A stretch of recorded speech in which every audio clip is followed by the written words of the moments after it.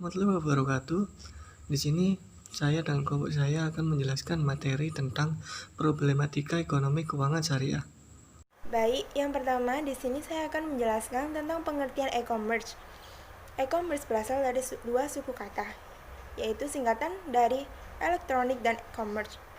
Secara bahasa, elektronik yaitu ilmu elektronika, alat-alat atau semua hal yang berhubungan dengan dunia elektronik dan teknologi. Sedangkan commerce sendiri adalah perdagangan atau perniagaan. E-commerce merupakan proses pembelian dan penjual produk-produk secara elektronik yang digunakan oleh konsumen dari perusahaan ke perusahaan dengan menggunakan komputer sebagai alat perantara transaksi bisnis tersebut. Untuk aktivitas e-commerce sendiri adalah media yang digunakan adalah World Wide Web Internet. E-commerce adalah pembelian, penjualan, dan pemasaran barang serta jasa melalui sistem elektronik seperti radio, televisi, dan jaringan komputer atau internet. Bisa dilakukan seperti kayak di smartphone. Dapat disimpulkan bahwa e-commerce sendiri adalah proses transaksi jual beli yang dilakukan melalui internet, di mana website yang digunakan sebagai tempat untuk melakukan proses tersebut. Perusahaan yang menggunakan e-commerce dapat lebih efisien dan efektif dalam meningkatkan keuntungan atau laba. Pemanfaatan teknologi informasi tersebut dan transaksi elektronik dibahas dalam Undang-Undang ITE Pasal 4 yang bertujuan sebagai berikut. Yang pertama adalah mencerdaskan kehidupan bangsa sebagai bagian dari masyarakat informasi dunia. Yang kedua adalah mengembangkan perdagangan dan perekonomian nasional dalam tujuan untuk meningkatkan kesejahteraan masyarakat. Yang ketiga adalah meningkatkan efektivitas dari efisiensi pelayanan publik. Yang keempat adalah membuka kesempatan yang luas kepada setiap orang untuk meningkatkan kemampuannya di bidang penggunaan dan pemanfaatan teknologi informasi seoptimal mungkin dan bertanggung jawab.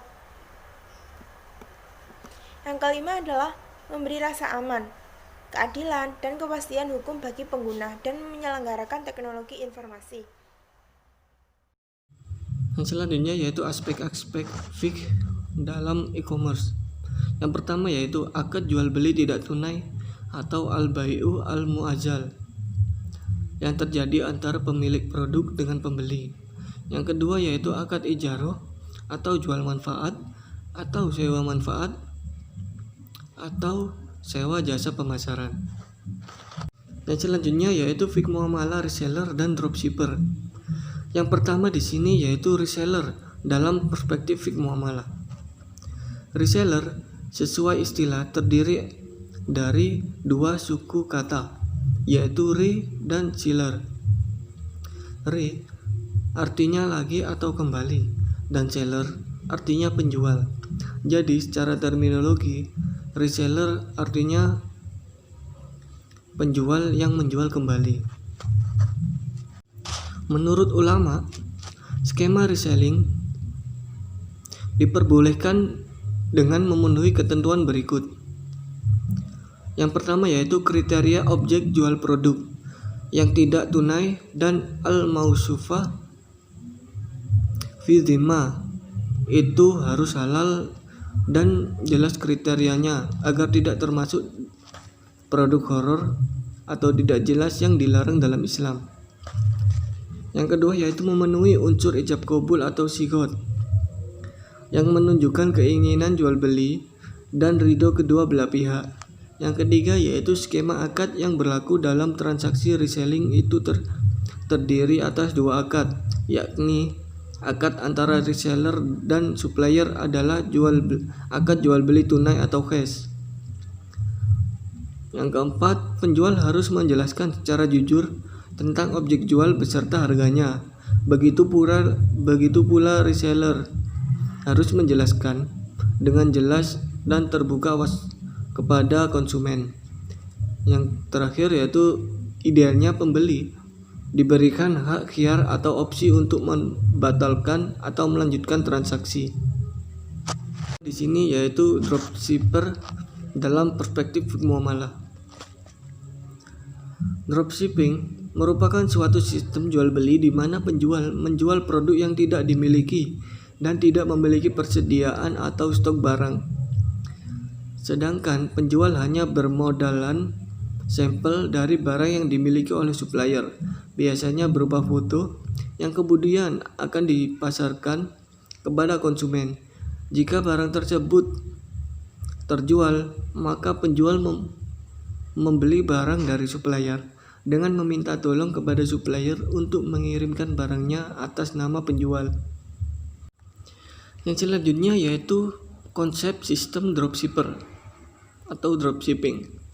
Secara umum, model kerjasama antara dropshipper dengan supplier ada dua macam, yaitu yang pertama, supplier memberikan harga ke dropshipper, kemudian dropshipper dapat menjual barang kepada konsumen dengan harga yang ditetapkannya sendiri dengan memasukkan keuntungan dropshipper. Yang kedua, harga sejak awal sudah ditetapkan oleh supplier, termasuk besaran fee untuk dropshipper bagi setiap barang yang terjual. Yang selanjutnya yaitu akad dalam dropshipping atau dropshipper. Terdapat 3 akad. Akad yang pertama yaitu akad salam. Dalam akad salam terdapat syarat di dalamnya. Yang pertama yaitu pihak-pihak yang berakad disyaratkan dewasa, berakal, dan balik. Yang kedua, barang-barang yang dijadikan objek akad disyaratkan jelas jenis, ciri-ciri, dan ukurannya. Ketiga, modal atau uang disyaratkan harus jelas dan terukur serta dibayarkan seluruhnya ketika berlangsungnya akad. Yang keempat, yaitu ijab qabul harus diungkapkan dengan jelas, sejalan dan tidak terpisah oleh hal-hal yang dapat memalingkan keduanya dari maksud akad. Akad yang kedua yaitu terdapat akad wakalah. Dalam akad wakalah terdapat 4 aspek, yaitu yang pertama muwakil, yaitu orang-orang yang mewakilkan. Yang kedua wakil, yaitu orang-orang yang mewakili. Ketiga yaitu muwakil fih, yaitu objek yang diwakilkan, dan qabul atau zikat yang merupakan ijab dan qabul. Yang ketiga terdapat akad samsaroh.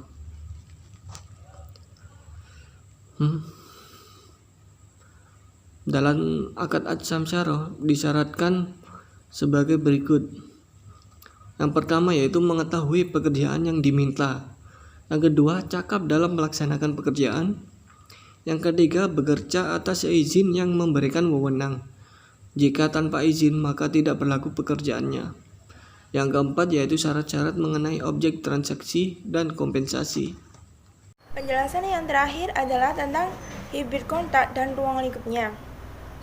Hibrid kontrak merupakan terjemahan dari kata bahasa Arab yaitu al-uqud al-muraqabah yang artinya akad ganda.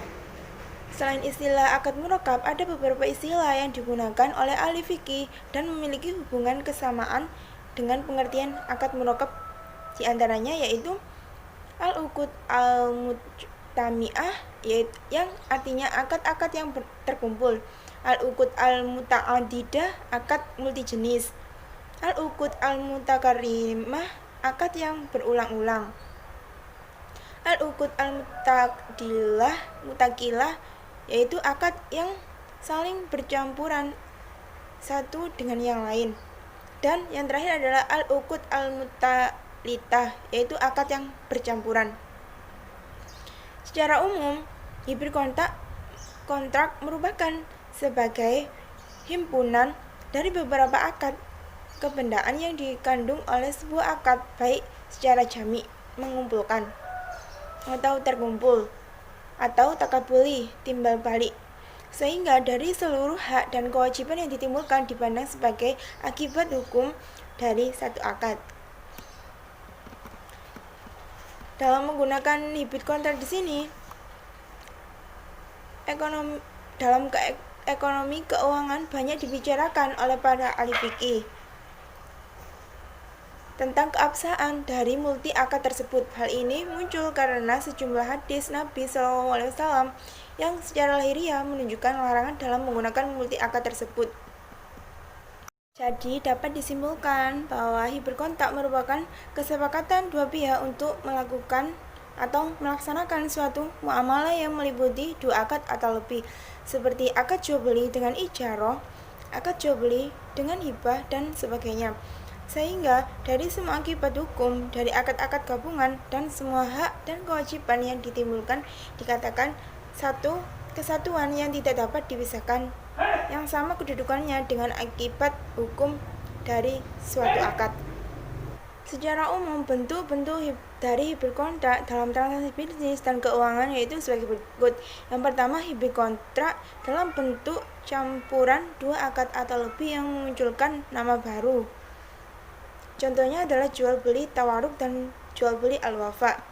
Yang kedua adalah hibrid kontrak yang mujtami'ah atau muktalitah dengan nama akad baru, sedangkan akad lama dinamakan sebagai basis. Contohnya mudharabah musyarakah pada asuransi jiwa dan deposito bank syariah dan pada produk musyarakah mutanakisoh. Yang selanjutnya adalah hibrid kontrak. Dalam akadnya tidak bercampur dan tidak melahirkan nama akad baru, akan tetapi dalam dua akad atau lebih menjadikan satu paket kesepakatan dengan nama akad dasarnya tetap ada. Contohnya di sini adalah muraqabah wa wakalah pada pembiayaan murabahah di perbankan syariah. Selanjutnya adalah tinjauan fikih tentang hibrid kontrak yang diperbolehkan.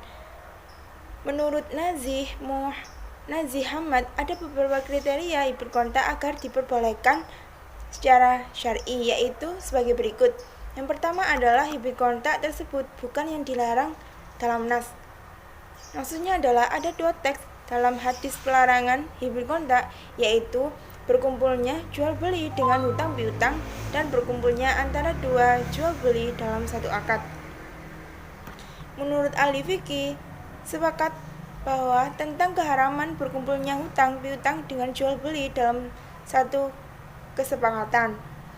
Dalam hukum ini mencakup berkumpulnya hutang piutang dengan akad salam, sarf, dan ijarah, sewa menyewa. Karena dari ketiga akad tersebut termasuk dalam bai, yaitu jual beli. Yang kedua adalah hibrid kontrak tidak menjadi sarana ke suatu yang diharamkan.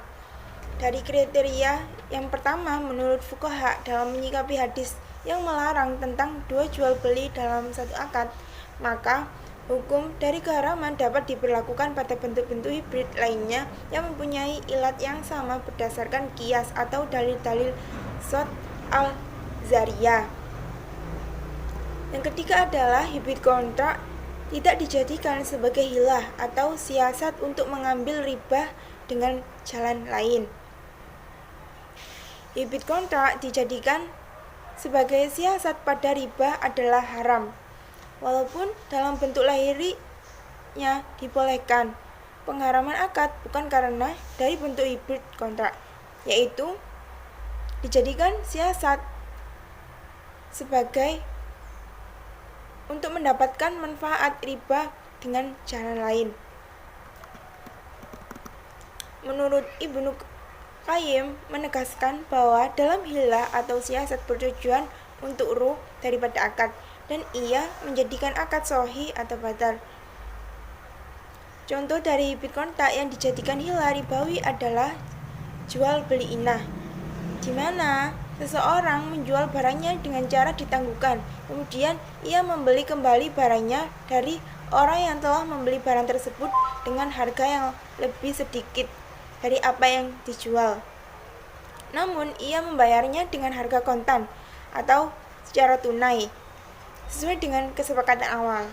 Jadi dalam jual beli ini di sini terkumpul dua jual beli dalam satu kesepakatan dan dilakukan sebagai siasat kepada riba, di mana penjual dan pembeli tidak bertujuan untuk memindahkan kepemilikan barang yang dijual secara hakiki, sehingga tujuan dan manfaat dari jual beli yang ditentukan syariat tidak ditemukan dalam transaksi tersebut atau transaksi dalam hibrid kontrak. Yang selanjutnya adalah hibrid kontrak tidak termasuk ke dalam mutanaqidah atau akad-akadnya berlawanan. Batasan dari mazhab Maliki saja tidak dapat dipakai oleh jumhur ahli fikih karena mereka mempunyai alasan bahwa akad merupakan sebab di mana sarana untuk mencapai tujuan dari akad tersebut adalah pada objeknya. Suatu objek atau satu objek saja tidak cukup karena dua hal yang bertentangan atau yang berlawanan, sehingga dari setiap akad yang berlawanan tidak dapat dikumpulkan dalam satu akad dalam kesepakatannya. Contohnya, jual beli dan hutang piutang atau hutang piutang dengan ijaroh, sewa atau upah. Jual beli ijaroh dibangun atas dasar bisnis untuk mencari keuntungan, sedangkan hutang piutang di sini dibangun atas dasar tolong-menolong dan ibadah. Yang terakhir adalah ruang lingkup hibrid kontrak dalam aplikasi di produk perbankan syariah. Yang pertama adalah hibrid kontrak dalam IMBT. IMBT merupakan contoh dari hasil konstruksi penghilangan kebatilan produk leasing pada industri keuangan konvensional. IMBT sendiri merupakan kombinasi antara akad sewa atau ijaroh dengan hak operasional jual beli atau hibah yang terletak di akhir sewa yang bersifat tidak mengikat. Perbedaan pendapat apakah IMBT itu termasuk ke dalam akad gabungan atau murakab yang dilarang oleh Nabi atau bukan. Namun, dalam praktik akadnya atau perjanjian IMBT diperbolehkan oleh para ulama atau oleh para ahli fikih.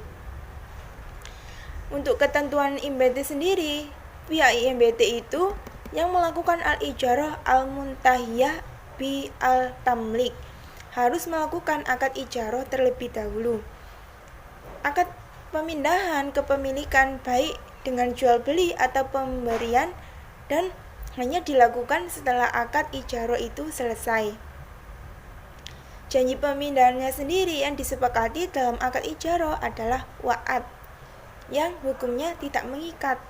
Jika janji tersebut dilaksanakan, maka harus ada akad pemindahan kepemilikan yang dilakukan setelah masa ijarah itu selesai.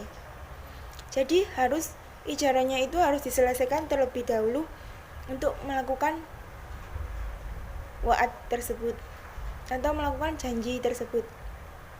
Jika salah satu pihak tidak melaksanakan kewajibannya, maka penyelesaian tersebut akan dipindahkan ke Badan Arbitrasi Syariah. Yang kedua adalah hibrid kontrak dalam pembiayaan properti atau MMQ. Pembiayaan properti MMQ merupakan contoh hasil konstruksi syariah dalam penghilangan transaksi riba pada kredit usaha di bank konvensional. MMI sendiri merupakan produk turunan dari akad musyarakah atau syirkah. Untuk implementasi MMQ dalam operasional perbankan syariah adalah merupakan kerjasama antara bank syariah dengan nasabah untuk pengadaan atau pembelian suatu barang, di mana aset barang tersebut menjadi milik bersama. Untuk besaran dari kepemilikan yang dapat ditentukan sesuai dengan jumlah modal atau dana yang diserahkan atau disertakan dalam kontrak kerjasama tersebut.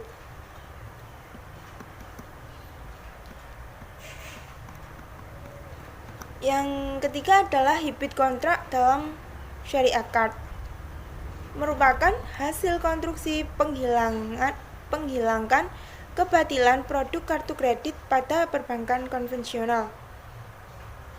Syariah card di sini adalah fasilitas kartu talangan atau pengganti yang digunakan oleh pemilik kartu atau pemegang kartu sebagai alat bayar atau mengambil uang tunai pada tempat tertentu yang harus dibayar dan dilunasi kepada pihak yang memberikan talangan tersebut pada waktu jatuh tempo.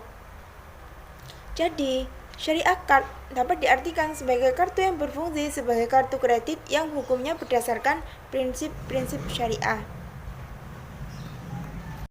Ketentuan akad yang digunakan dalam produk syariah akad adalah yang pertama adalah akad kafalah, yang kedua adalah akad qard, yang ketiga adalah akad ijarah,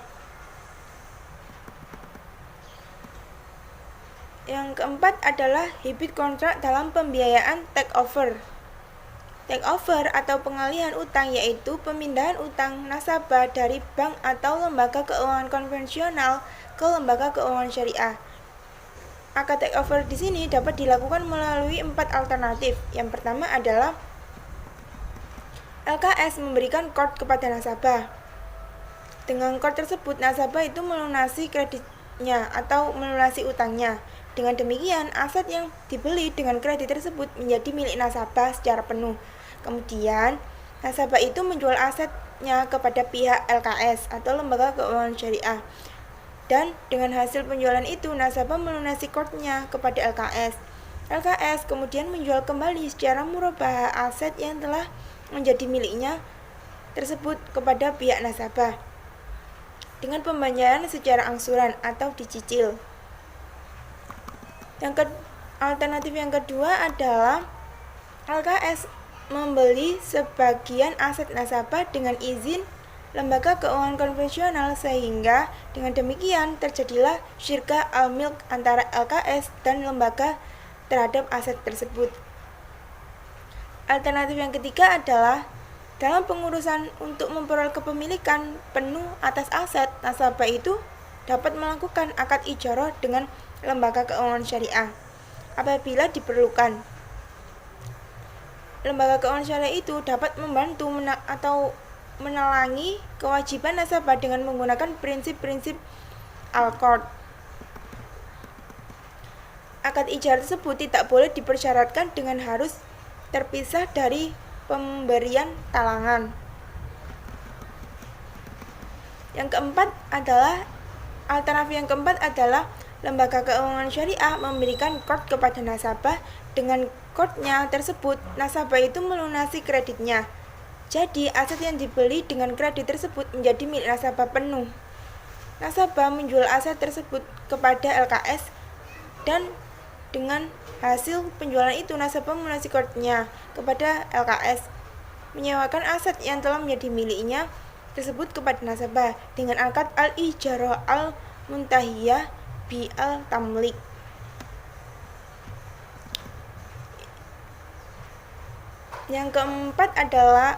Yang kelima adalah hibit kontrak dalam gadai syariah.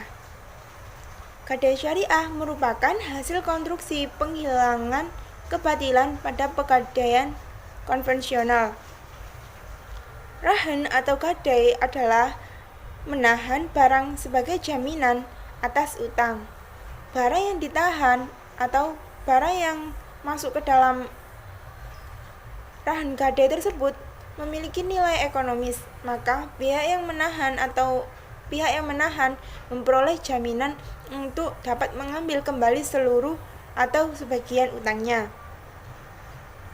Jadi, rahan di sini adalah untuk menghindari kemudaratan yang diakibatkan oleh berkhianatnya salah satu pihak atau kedua belah pihak ketika keduanya melakukan transaksi utang piutang. Ada beberapa cara atau alternatif cara mekanisme aktivitas perjanjian gadai dengan melakukan 3 akad perjanjian, yaitu yang pertama adalah akad qard al-hasan, kedua adalah akad mudharabah, yang ketiga adalah akad al-bai' muqayyadah.